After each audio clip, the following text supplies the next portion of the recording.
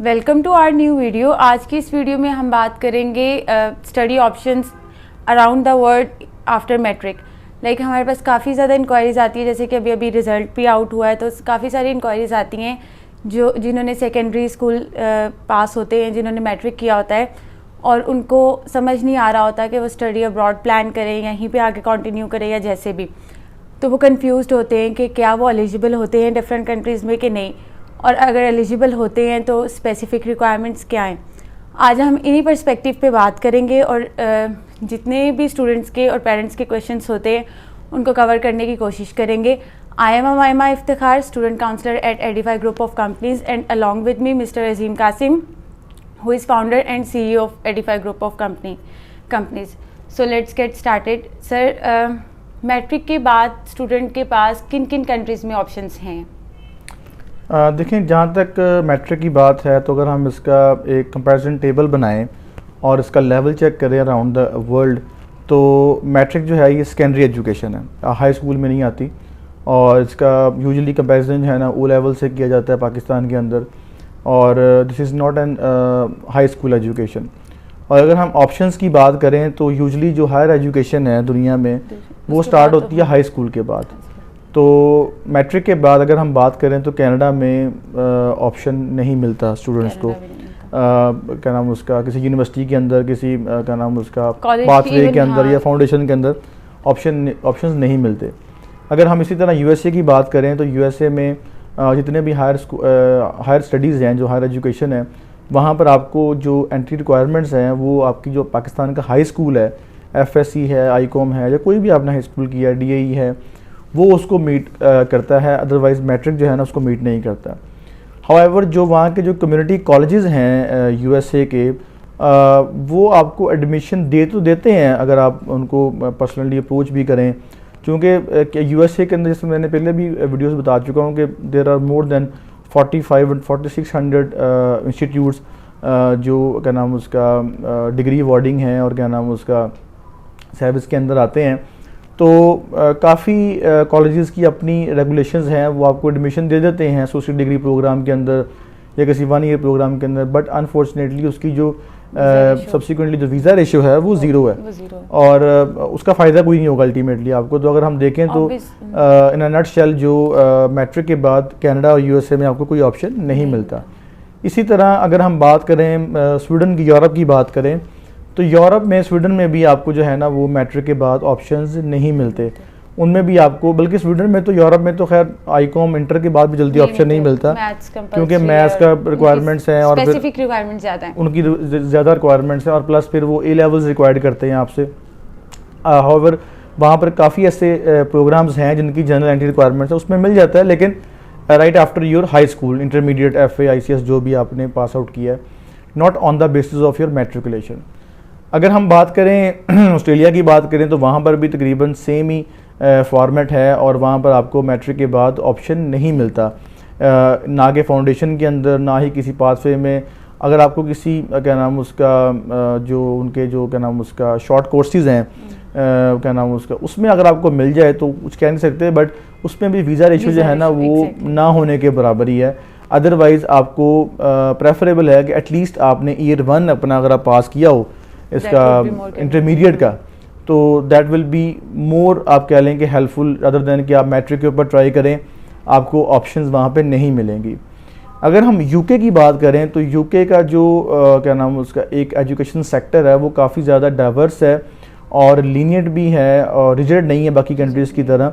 यहाँ पर आपको मैट्रिक के बाद काफ़ी ऑप्शंस मिल जाती हैं, यानी कि मैट्रिक के बाद काफ़ी यूनिवर्सिटीज़ ऐसी हैं जो आपको फाउंडेशन प्रोग्राम की ऑफ़र देती हैं, और फाउंडेशन प्रोग्राम जो है वो अल्टीमेटली आपका लेवल 3 के इक्विवेलेंट है, और लेवल 3 जो है वो आपका कह लें कि एंट्री रिक्वायरमेंट मीट करता है आपकी यूनिवर्सिटी की, और आपको एक स्ट्रेट वे पाथवे मिल जाता है टुवर्ड्स योर यूनिवर्सिटी। यानी कि मैट्रिक के बाद अगर आपने फाउंडेशन ईयर किया है 1 ईयर का, उसके बाद स्ट्रेट वे आप जा सकते हैं क्या नाम उसका अपनी यूनिवर्सिटी की स्टडीज़ के लिए, बल्कि आपको समटाइम तो जॉइंट ऑफर ही मिल जाता है क्या नाम पूरी स्टडीज़ का, फाउंडेशन का भी और उसका यूनिवर्सिटी का भी। सर यहाँ पे एक क्वेश्चन आता है, जॉइंट ऑफर की आपने बात की, क्या कोई स्प्लिट ऑफर भी होता है? और अगर ये दोनों चीज़ें एग्जिस्ट करती हैं तो इनकी एंट्री रिक्वायरमेंट्स क्या हैं? क्या वेरी करता है कि इंग्लिश रिक्वायरमेंट और एकेडमिक रिक्वायरमेंट पे, या दोनों की रिक्वायरमेंट सेम है? देखिए, पहली बात तो ये है कि क्या यूके में तमाम यूनिवर्सिटी जो हैं वो फाउंडेशन ऑफ़र करती हैं आफ्टर मैट्रिकुलेशन? तो इसका आंसर है नो। तमाम यूनिवर्सिटीज़ वहाँ पे मैट्रिक के बाद फाउंडेशन ईयर या फिर आप कह लें कि direct entry into the university offer नहीं करती। There are limited number of universities, around 15 to 20 universities होंगी आउट ऑफ 123 जो मैट्रिक के बाद आपके सेकेंडरी स्कूल के बाद आपको ऑप्शन देती हैं फाउंडेशन ईयर की। अच्छा, उसके बाद अब क्वेश्चन आपका ये है कि स्प्लिट का और जॉइंट का क्या फ़र्क है? देखें, कोई ख़ास फ़र्क नहीं है स्प्लिट में और जॉइंट में। ये डिपेंड करता है यूनिवर्सिटी के ऊपर। कुछ यूनिवर्सिटीज़ आपको एक साथ वीज़ा इशू कर देती हैं आपकी कंप्लीट डिग्री का, फाउंडेशन का और आपकी बैचलर्स डिग्री का, ताकि आप जब पास आउट हो गए तो एक ही बार आपको जो है ना हैसल फ्री आप कह रहे हैं कि वीज़ा मिल जाता है आपको। कुछ यूनिवर्सिटीज़ आपको जो है ना वो वीज़ा देती हैं स्प्लिट के अंदर। पहले आपको वीज़ा देंगी फाउंडेशन ईयर का और फिर आपको वीज़ा देंगी बैचलर्स प्रोग्राम का जो आपने फाउंडेशन के बाद करना है। तो कोई ख़ास फ़र्क नहीं है इसके अंदर। हर यूनिवर्सिटी की अपनी अपनी पॉलिसी है। कोई यूनिवर्सिटी जो है ना वो क्या नाम उसका जॉइंट में दे रही है और कोई यूनिवर्सिटी जो है ना वो स्प्लिट में दे रही है। सर, यहाँ पे आपने एक टर्म यूज़ की हैसल फ्री, तो क्या स्प्लिट में कोई आपका प्रोसेस हैसल में आ जाता है, लाइक कोई कॉम्प्लिकेशंस आ जाती है? नहीं, देखिए ऐसी बात नहीं है। बात ये है कि क्या नाम उसका यूनिवर्सिटी टू यूनिवर्सिटी वेरी करती हैं चीज़ें। अगर कोई यूनिवर्सिटी अगर आपको स्प्लिट में वीज़ा दे रही है, डजंट मीन कि वो आपको तंग करना चाह रही है, टीज़ करना चाह रही है। यूनिवर्सिटी टू यूनिवर्सिटी की वेरिएशन आ जाती है, प्रोग्रेशन मिल जाती है, 100% मिल जाती है। हाँ, वो भी डिपेंड करता है अगर आपका क्या नाम उसका आपने टाइम पूरा हुआ कि नहीं हुआ। अगर आपने वहाँ पे यूनिवर्सिटी कौन सी चूज़ की है तो बेहतर है कि इसके लिए आप किसी से कंसल्ट कर लें बजाय कॉम्प्लिकेशंस में जाने के। और सर, नेक्स्ट क्वेश्चन ये था कि क्या एकेडमिक रिक्वायरमेंट है, लाइक अगर मैट्रिक किया एक स्टूडेंट ने तो उसको परसेंटेज कितनी रिक्वायर्ड है, उसको आइट्स कितना रिक्वायर्ड है, और आइट्स की रिक्वायरमेंट क्या डिफरेंट है इन दोनों कैटेगरीज में या सेम है?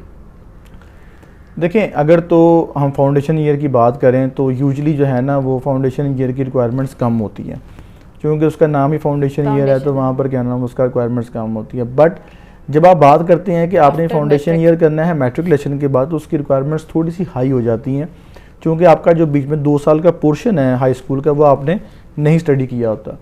तो इसकी वजह से आपको जो मैट्रिकुलेशन की रिक्वायरमेंट्स हैं थोड़ी सी बढ़ जाती हैं। अब यूजुअली अगर आपका मैट्रिक है तो उसमें 3 चीज़ें मेन जो है ना आपकी वो देखनी पड़ती है। नंबर 1 एक आपका एज, आपकी एज क्या है। नंबर 2 आपकी आइल्स की रिक्वायरमेंट। नंबर 3 आपकी जो एकेडमिक परसेंटेज है उसके अंदर मैट्रिकुलेशन के अंदर वो जो है ना यूनिवर्सिटी देखती है before giving you N offer. तो जहाँ तक परसेंटेज की बात है तो मोस्ट ऑफ द यूनिवर्सिटीज़ जो मैट्रिक की बेस के ऊपर आपको फाउंडेशन ईयर ऑफर करती हैं दे रिक्वायर्ड 65%। आपके मैट्रिक में 65% हो तो आपको जो है ना वो ऑफ़र मिलता है किसी भी यूनिवर्सिटी में। However there are some universities जो आपको 50 to 60% के ऊपर भी ऑफर लेटर दे देती हैं, but depends and given that कि आपके ईच सब्जेक्ट में क्या परसेंटेज है। अगर आपके मैथ्स में बहुत कम नंबर हैं, 100 में से अगर आप 33 हैं तो फिर मुश्किल हो जाएगा। इसी तरह जो आपके रेलिवेंट सब्जेक्ट्स हैं इंग्लिश में अगर आपकी कम परसेंटेज है तो मुश्किल हो जाता है। ज़्यादातर जो है ना आपकी जो 50+ है 65% है उसके ऊपर आपको ऑफ़र मिलता है, बट केस टू केस चीज़ें वेरी कर रही होती हैं। समटाइम अगर आप कोई कन्फ्यूजन है परसेंटेज में लेके तो आप हमसे कंसल्ट कर सकते हैं। सेकंड आपकी आ जाती है रिक्वायरमेंट इंग्लिश की, जो कि आपकी आइल्स यूजुअली हम यूज़ करते हैं वर्ड। आइल्स के लिए आपको सिंपल 4.5 या 5 बैंड रिक्वायर्ड है फाउंडेशन ईयर के, जो कि बिल्कुल मैं समझता हूँ कि बेसिक रिक्वायरमेंट है। Out of 9 band you only need to secure 4.5 या समटाइम 4 बैंड या sometime 5 band depending upon the university and centre we have choose. तो ये भी आपको अगर आप किसी से मशवरा करते हैं तो डेफिनेटली वो आपको बताएंगे कि आपको क्या रिक्वायरमेंट है। आपको जनरल ओवरव्यू दे रहा हूँ कि 4.5 आपको यूजुअली रिक्वायर्ड होते हैं। थर्ड पे आ जाए क्या नाम उसका आपकी जो एज की रिक्वायरमेंट है। ज़्यादातर जो सेंटर्स हैं यूके के अंदर जो यूनिवर्सिटीज़ हैं वो आपकी एज जो है ना वो 17 ईयर्स रिक्वायर्ड करती हैं। अगर आपने फाउंडेशन किया हुआ, अगर आपने मैट्रिक किया हुआ या अगर आपने इंटरमीडिएट भी किया हुआ तो भी। But there are many universities जो आपको 15 से 16 ईयर्स के ऊपर भी ऑफर लेटर दे देती हैं। इसमें अब अगला क्वेश्चन आता है बच्चों का कि अंडर 18 की क्या रिक्वायरमेंट्स हो सकती हैं। एग्जैक्टली मैं भी ये पूछने वाली थी। अच्छा चलें, अब मैं बताता हूँ आपको कि अंडर 18 के लिए आपको गार्डियनशिप रिक्वायर्ड होती है यूके के अंदर। वो कुछ यूनिवर्सिटीज़ प्रोवाइड कर देती वो हैं। खुद दे देती हैं, वो बताने लगा था, कुछ यूनिवर्सिटीज़ वो खुद प्रोवाइड कर देती हैं गार्डियनशिप आपको, ताकि वहाँ पर आपको किसी किस्म की प्रॉब्लम ना हो, चूँकि उनकी गवर्नमेंट की भी रिक्वायरमेंट है। गवर्नमेंट की भी रिक्वायरमेंट। 3 चीज़ें मेन जो हमने डिस्कस की हैं, एक तो आपकी एजुकेशन की मैट्रिक की परसेंटेज की रिक्वायरमेंट, प्लस आपकी आइल्स की रिक्वायरमेंट, और प्लस आपकी एज की रिक्वायरमेंट। सर कोई भी स्टूडेंट है जो आफ्टर मैट्रिक फाउंडेशन में इनरोल होता है, उसकी क्या एक्सपेक्टेड कॉस्ट है पर एनम या इनिशियली जो उसको आ सकती है, लाइक वो एक्सपेक्ट करे कि इतनी इनकर्ड हो सकती है? देखिए कॉस्ट के ऊपर तो पहले भी काफ़ी वीडियोस बना चुके हैं हम, तो Specifically सिर्फ इसकी इसी कोई domain कॉस्ट बता उससे दें। कोई डिफरेंट नहीं है। वही आपका सेम रूल है कि Initial आपने deposit, 50% पे IHS, करनी है, यूनिवर्सिटी की फ़ीस पे करनी है, इंश्योरेंस पे कर देनी है, और प्लस आपने अपनी क्या नाम है उसका एम्बेसी फ़ीस है अराउंड 1.5 to 2। फाउंडेशन में 50% या 70%? डिपेंड करता है ना यूनिवर्सिटी टू यूनिवर्सिटी की, 50% 60%। यूजली मैं आपको ओवरऑल बता रहा हूँ कि 50 to 60% आपने अपफ्रंट फीस अपनी यूनिवर्सिटी की पे करनी होती है, और प्लस क्या नाम उसका अपनी इंश्योरेंस बेसिक फीस वगैरह पे करनी, रिमेनिंग फीस आपने अपनी बैंक स्टेटमेंट में शो करवा देनी। अराउंड 2 मिलियन के करीब जो है ना आपको क्या लेंगे एक्सपेंस आ जाता है क्या नाम उसका, अगर आप मैट्रिक के बाद फाउंडेशन ईयर करने जा रहे हैं किसी कंट्री के अंदर। तो सर क्या स्टूडेंट्स को जाना चाहिए आफ्टर मैट्रिक? क्या उनकी टाइम बचता है, कॉस्ट बचती है? इसको अगर आप ओवरऑल एवेल्युएट करें तो किस तरह से एवेल्युएट करेंगे?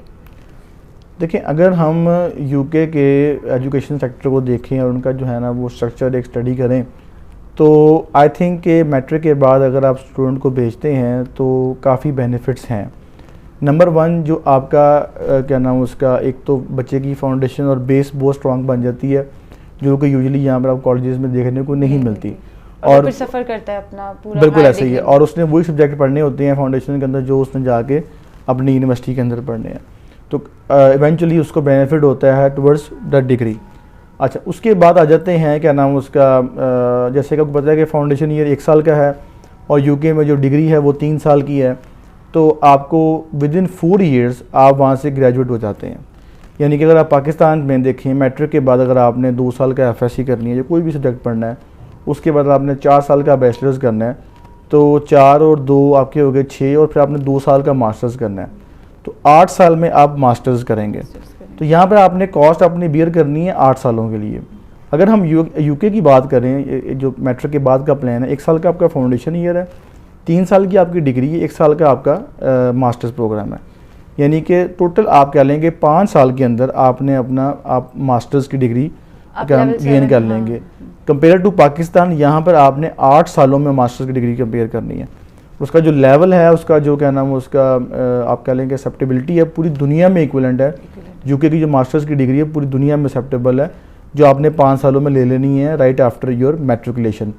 और अगर आप कॉस्ट की बात करें तो ऑब्वियसली एक तरफ आपने अपनी 8 साल स्टडी पे पैसे लगाने हैं, और एक तरफ आपने 5 साल लगाने हैं, तो ऑब्वियसली आपको फाइन लाइन है कि 3 साल आपके बचे 3 साल आपके बचेंगे टाइम के भी, वही 3 साल फिर आप जारी बात है आप जाएंगे अपने प्रैक्टिकल लाइफ में जाएंगे तो आप वहाँ पे अर्न करेंगे जाके, तो 3 सालों में आपकी अर्निंग भी होनी है बजाय इसके कि आप, और प्लस अगर आपकी स्टडी ऑब्वियसली यूनिवर्सिटी मैटर करती है, और अगर आप वहाँ से क्या नाम उसका मास्टर्स करके आते हैं तो ऑब्वियसली आपके जॉब पर्सपेक्टिव, आपके बिजनेस पर्सपेक्टिव वो आप कह लें कि 200-300 टाइम्स ज़्यादा होंगे एज कम्पेयर टू पाकिस्तान। वैसे भी यूके की यूनिवर्सिटीज़ का एम्प्लॉयबिलिटी रेट बहुत ज़्यादा 98% प्लस है।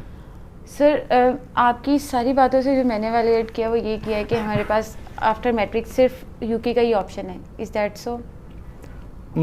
आप कह सकते हैं बिल्कुल, चूँकि देखिए हमने तो फॉलो करना है कंट्रीज़ की पॉलिसी को।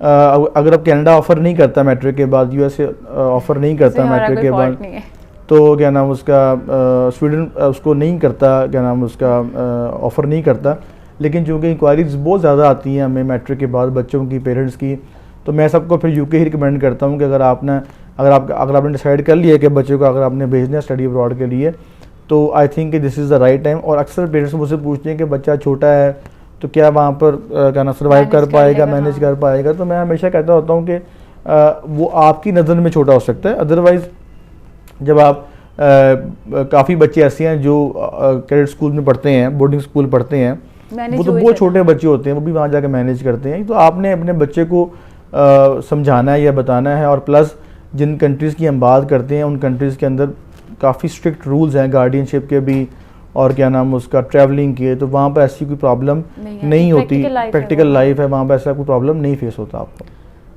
सो व्यूवर्स, ये थी हमारी आज की वीडियो, जिस वीडियो में हमने तकरीबन मैट्रिक के बाद जो जो ऑप्शंस थे उनको डिस्कस किया और उनकी आगे फर्दर रिक्वायरमेंट्स क्या हैं, एज रिक्वायरमेंट से लेके आपकी एकेडमिक रिक्वायरमेंट, हर चीज़ को हमने कवर करने की कोशिश की है। आई होप आपको हमारी वीडियो अच्छी लगी हो। अगर हमारी वीडियो आपको अच्छी लगी हो तो इसको लाइक कीजिएगा, शेयर कीजिएगा और सब्सक्राइब करना मत भूलिएगा। Thank you for watching our video. अल्लाह हाफिज़। अल्लाह हाफिज़।